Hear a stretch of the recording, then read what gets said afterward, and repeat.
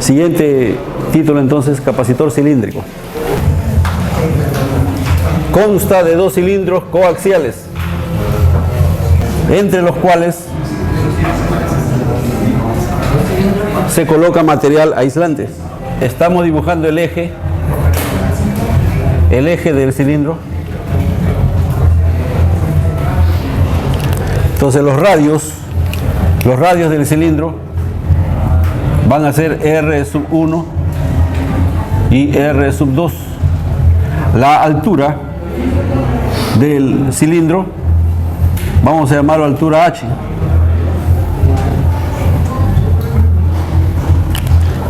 Entre los cilindros ahora, tenemos material aislante.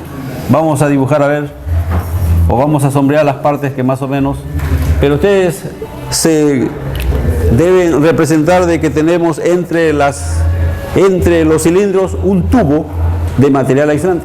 ¿Está claro? Entonces la permitividad del aislador entre las placas del capacitor es épsilon. ¿Está claro? Vamos a suponer, ¿no?, que el cilindro interior tiene la carga positiva y el cilindro exterior tiene la carga negativa. Simbolizamos la densidad superficial de cargas en el cilindro interior como sigma más. ¿Está bien? La densidad superficial de cargas en el cilindro interior, que es lo que nos interesa.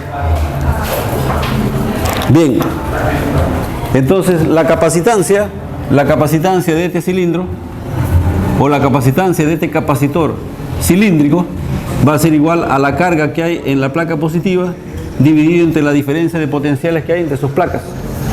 A ver, otra vez me ayudan, a ver, ya lo calculamos, la diferencia de potenciales que hay entre las placas de dos cilindros coaxiales conductores. Sí, eso ya lo hemos calculado. Vuelvo a recalcar, jóvenes, que entonces habíamos nosotros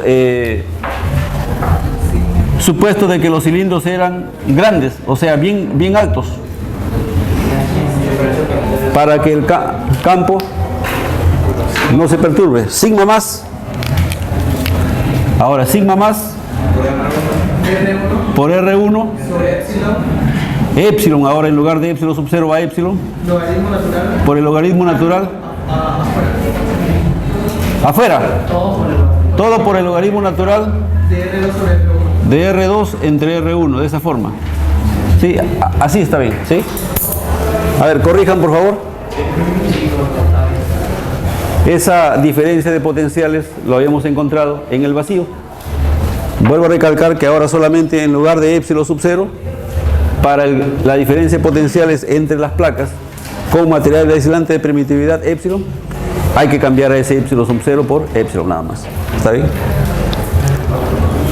Bien, entonces la capacitancia, jóvenes, de ese capacitor cilíndrico va a ser igual. Tendríamos la carga que hay en la placa, en el cilindro interior, en la superficie lateral del cilindro interior, va a ser igual a sigma más multiplicado por 2pi por R1 y por H.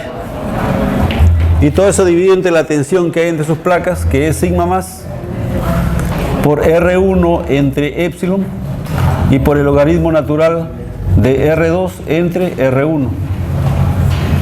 ¿Sí? Esto va a ser igual, a ver, fíjense que sigma más por R1 se elimina. Entonces tendríamos en el numerador 2pi multiplicado por épsilon por H entre el logaritmo natural de R2 entre R1. Vamos a analizar, a ver, la expresión que hemos obtenido para la capacitancia del capacitor cilíndrico. Fíjense, ¿de qué va a depender esa capacitancia? Nuevamente de épsilon, de la permitividad del aislador que hay entre las placas. A mayor épsilon, mayor capacitancia de ese capacitor cilíndrico. Depende de la altura. A mayor altura, mayor capacitancia. Ahora fíjense este cociente que aparece aquí. ¿Está claro? Logaritmo natural de R2 entre R1.